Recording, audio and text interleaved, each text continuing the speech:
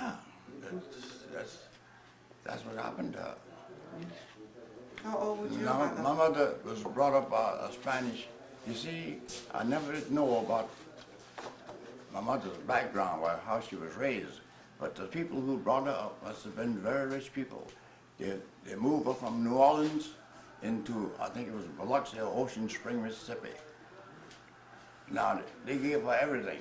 She had a beautiful room. She had a horse and buggy with a chauffeur and all that, where she was raised at. But they didn't send her to school. See? They didn't send her to school. So when she was about 18 years of age, she left them and wanted to come back to New Orleans to be with my aunts, you know, which she did. That's how my father met her. Now, he was married before. He had a son. And then he met her.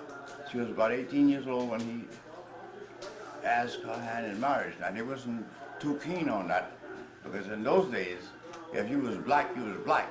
If you was brown skinned, you was still you know, if you black, get back. If you're brown, stick around. That's right. What? White, you're all right. Yeah, that's right. That. Oh, there's a lot of discrimination in throughout Louisiana, things like that. And some of the best looking women you ever see in your life has come from that part of the country. They're all mixed up. Yeah. Yeah, it's mixed up with everything. Seminole, Yeah. French, Spanish, Africans, yeah. Indians. Yeah. So she wound up with my daddy, and she had a goiter in her throat. Well, I think it poisoned her. You have regular tea? That's all right. Because you never know what, So she died from the goiter. yeah. You, Oh. you know what she had? Graves' disease. Yeah, Oh, I mean, that's that goiter problem. right. Because they didn't know what it was, Graves' disease. so she left a sister and a brother. So how old was she when she died? 42. She was 42.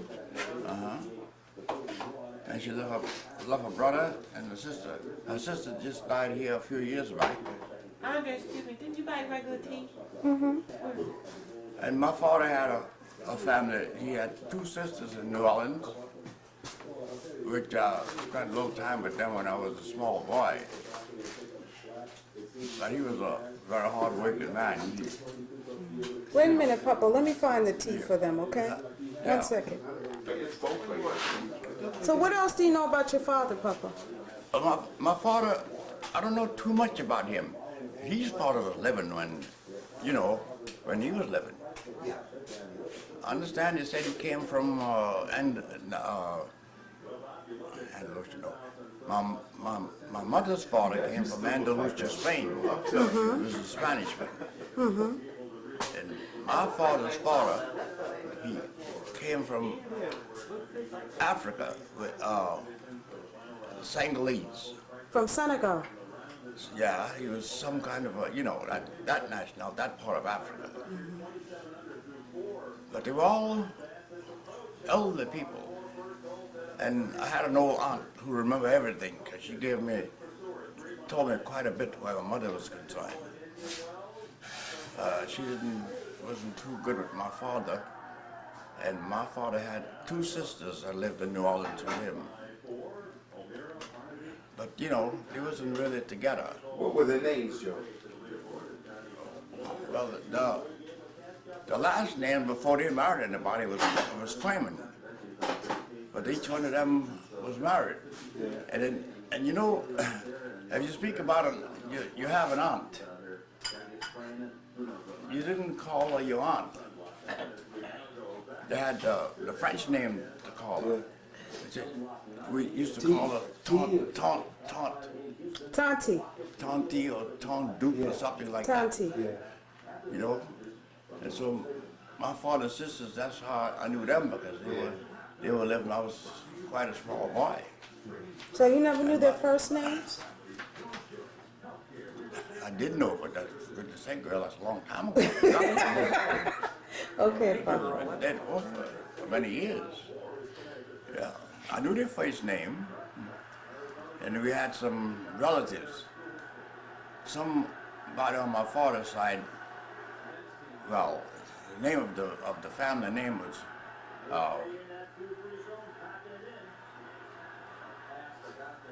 he had a son by the name of Joe, just like mine, Raymond. I forgot the last name. And he had a wife with quite a few kids. And when I went to work about 9 years of age, I was working in a drugstore with delivering medicine. Because I had a bicycle I had stolen from somebody.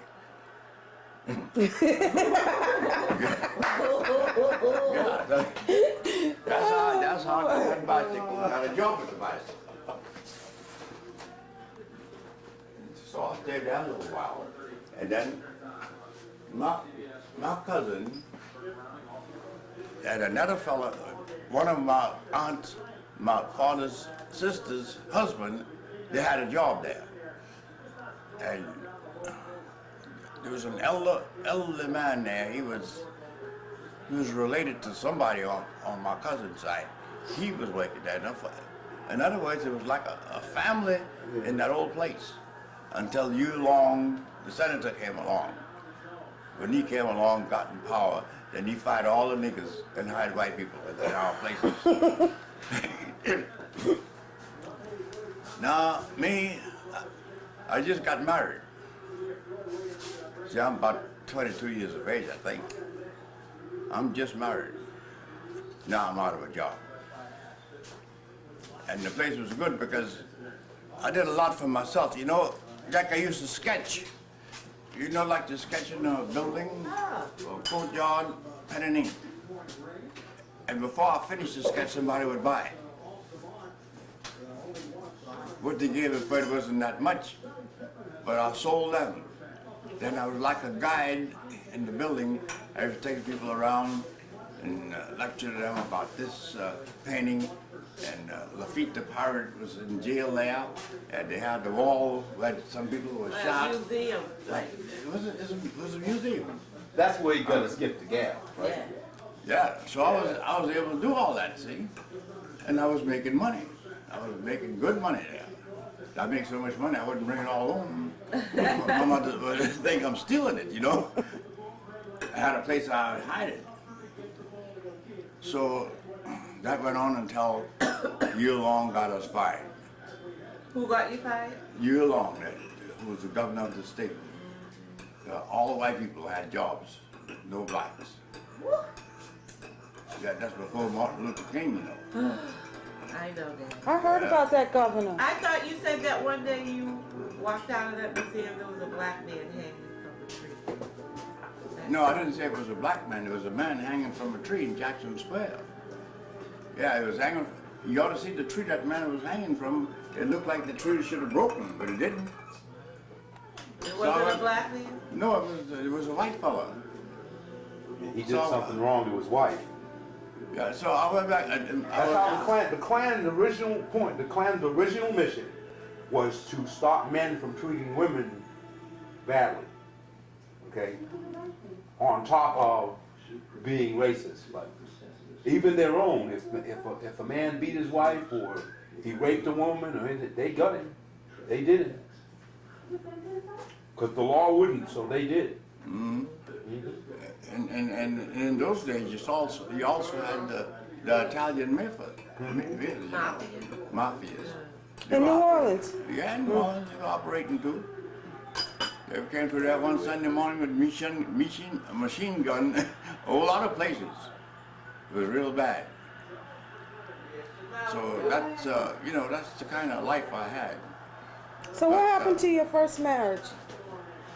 Well, her and I were very much in love. And everything went on all right. But there were certain things I told her I didn't want her to do that she did. She was the type of a girl, she was a very good looking girl. She used to hang on to me. I mean, she had me by my hands at all times. Then she became pregnant, and I had to put her in the hospital. But what happened, where her baby was